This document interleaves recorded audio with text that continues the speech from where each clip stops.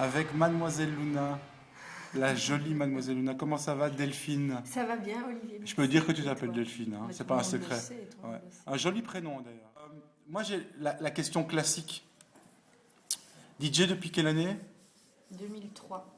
Donc 8 ans de DJing. Ouais. Euh, la question est simple, mais elle vaut la peine d'être posée. Est-ce que être une femme DJ, c'est un handicap ou un avantage? On pose toujours cette question-là. Pour moi, c'est pas du tout un handicap, au contraire, c'est un avantage. Parce que quand j'ai commencé, il n'y avait pas beaucoup de filles. Et ça a été un gros avantage. Au départ, je pense qu'on m'a vu arriver, tu savais, j'étais danseuse, tu m'as connue quand j'étais danseuse. On reviendra sur ton parcours plus tard, oui. Donc il y en a qui m'ont peut-être un peu pas pris au sérieux au départ en me voyant arriver avec mes vinyles, mais ça a été un avantage parce qu'il n'y avait pas beaucoup de filles et qu'il y en avait encore moins qui jouaient commercial comme moi j'apportais. Donc pour moi, pas du tout un handicap. Mais est-ce que le milieu des DJ, c'est un milieu machiste ou pas? Est-ce que c'est un milieu de macho? Est-ce que tu te fais traiter un petit peu avec condescendance? Non, Plutôt jamais. Jamais. Non. Après, je suis peut-être naïve et peut-être que derrière mon dos, c'est le cas, mais j'ai pas l'impression. J'ai toujours été. Mais peut-être parce que je connais le milieu aussi et que tous les DJ que je côtoie, je les connaissais d'avant du milieu de la nuit. Donc, et j'aime bien ce milieu d'hommes, moi, en fait. J'aime bien travailler, évoluer dans un milieu de nuit. Garçon manqué? Non, mais justement, il y a ce côté pas mesquin.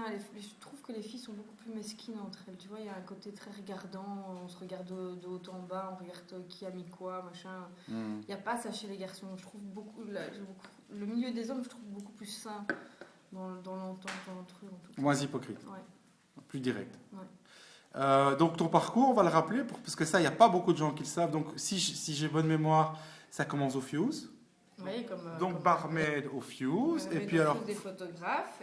Photographe, c'est-à-dire que tu faisais des photos... Je faisais des photos des gens au Fuse. J'étais une des premières à faire ça, parce que ça n'existait pas encore à l'époque. Et j'étais une des premières à faire des photos des gens et des DJ, sachant qu'il y avait quand même...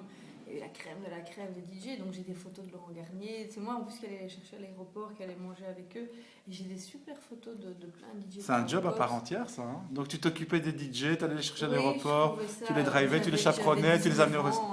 J'avais 19 ans, donc j'étais toute fière quelque part, même si je ne connaissais pas grand-chose dans le milieu techno et de ces DJ-là. Mais j'aimais bien, en fait. C'est un milieu qui m'a toujours quand même fort attiré, les DJ, le côté artistique. Aujourd'hui, avec les moyens technologiques qui sont les nôtres, t'aurais buzzé à mort avec tout ça. Hein. Je pense, oui, mais je sais que Peter, justement, qui était le patron du Fuse, a gardé ces photos-là et de temps en temps, il en met sur Facebook et ça me fait plaisir de les revoir. Enfin, mais non, dans le contexte, t'aurais mis des photos de toi et Laurent Garnier, ça aurait été assez incroyable. Mais tu vois, par contre, j'avais pas l'idée de faire la photo avec la personne. Je faisais des très belles photos des gens, mais je n'étais pas là à dire, ah tiens, j'ai une photo avec Laurent Garnier. J'avais qu'une photo avec les DJ. Ta modestie éternelle.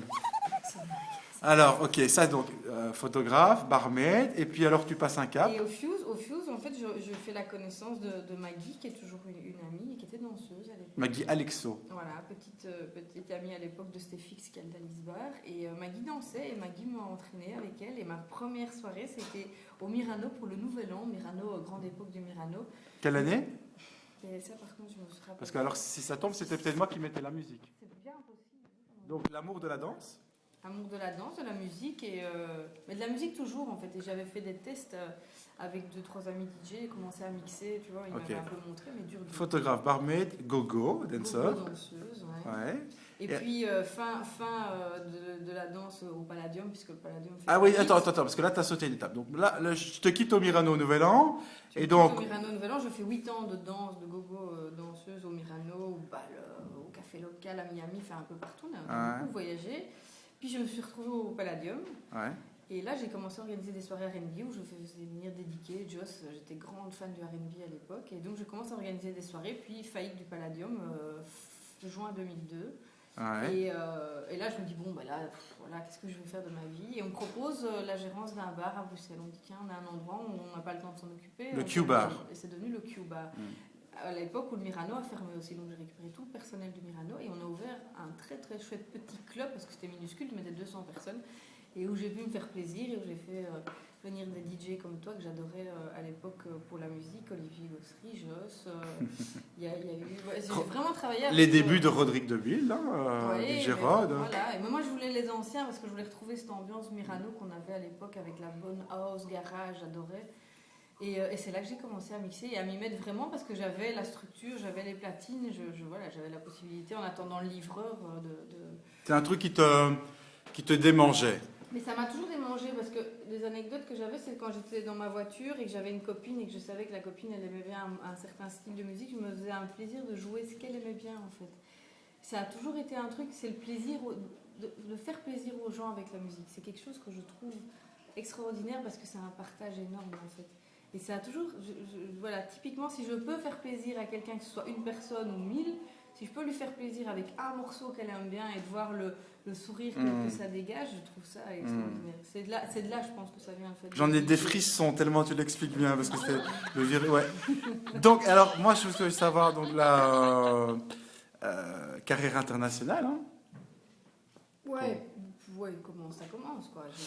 Je reviens un petit peu en arrière. Comment est-ce qu'une organisatrice de soirée R&B devient DJ house électro? Parce que j'ai toujours adoré la house. T'aimes bien les deux quoi. Mais oui, j'ai toujours adoré. Pour danser, le R&B est super après. Mais pourquoi t'es pas devenu DJ R&B? Il y en a encore moins là. Parce que trop technique?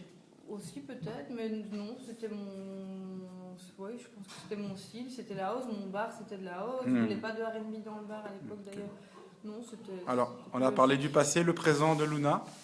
Présent de Luna, présent et futur proche. Hein. Donc, cette compile, le mix 2. Nouvelle compile, hein, la deuxième, hein, puisque la première a déjà un an. Donc, nouvelle compile. Et puis, un nouveau petit truc qui me tient énormément à cœur. Prochain morceau, je chante. Waouh! Donc, ça, c'est le prochain cap. Luna, chanteuse. Chanteuse et danseuse, parce que forcément, pour pas simplifier trop les choses, j'ai décidé de faire une chorégraphie avec les danseurs. Donc, là, j'ai mis la barre là, et je danse, je chante. Et tu chantes en français ou en anglais? En français. Ah, quand même. Ouais, c'est une reprise. Et donc, tu vas sortir un single. Oui. Et tu chantes. T'es déjà en train de l'enregistrer maintenant? Il est enregistré, il est parti à la maison de disque en France. J'attends la réponse. Donc, prochain tube de l'été. J'espère. Et ça s'appellera? Tu verras. C'est une surprise, c'est une reprise, donc c'est une surprise. Allez, plein de succès. Ah si. Comment s'appelle ce joli chien? C'est Oscar. Est-ce qu'il est obéissant? Très. Bon, ok. Delphine. Olivier. Là, on a parlé du présent, du passé, du futur proche.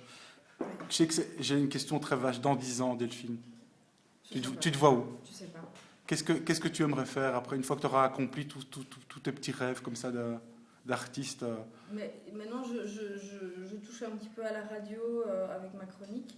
Ah, mais on va parler de cette chronique. Donc la chronique, voilà, c'est... La chronique sur Fun, c'est les bons plans de Mademoiselle Luna tous les mercredis. Ça dure pas longtemps. Sur funradio.be. Fun Radio. De quelle heure à quelle heure, quel jour? 18h15 le mercredi dans l'émission de Evan dans la tribu. Ok. Et j'ai ma petite chronique à moi et j'aime beaucoup ça. En fait, donc c'est les bons plans de Mademoiselle Luna et toutes les semaines j'ai des chèques cadeaux à faire gagner dans un style différent. Ça peut être une fois un resto à Charleroi, ça peut être une fois un centre d'esthétique à Liège. Tu es un petit bongo à toi toute seule. Voilà, je suis un petit bongo moi toute seule. J'ai toujours des chèques cadeaux intéressants parce que là déjà mercredi j'ai un mini PC portable à faire gagner puisque MediaMarkt s'est mis en collaboration avec moi et en plus la chronique est dans le magazine public aussi toutes les semaines, donc ça c'est gai, c'est déjà quelque chose.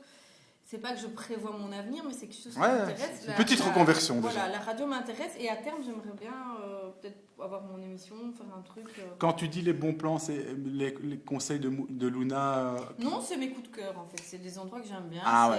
Guignol. Des endroits, voilà. Guignol à Woluwe Saint-Lambert, place Saint-Lambert. C'est des endroits que j'ai testés, que j'aime bien et à qui j'ai proposé en fait de faire découvrir à la radio aux gens et donc d'offrir un petit chèque cadeau. Ouais, ça pourrait s'appeler les coups de cœur de Mademoiselle Luna. Oui, c'est mes coups de cœur, les gens savent. Les bons plans, ok, super. À bientôt, Delphine.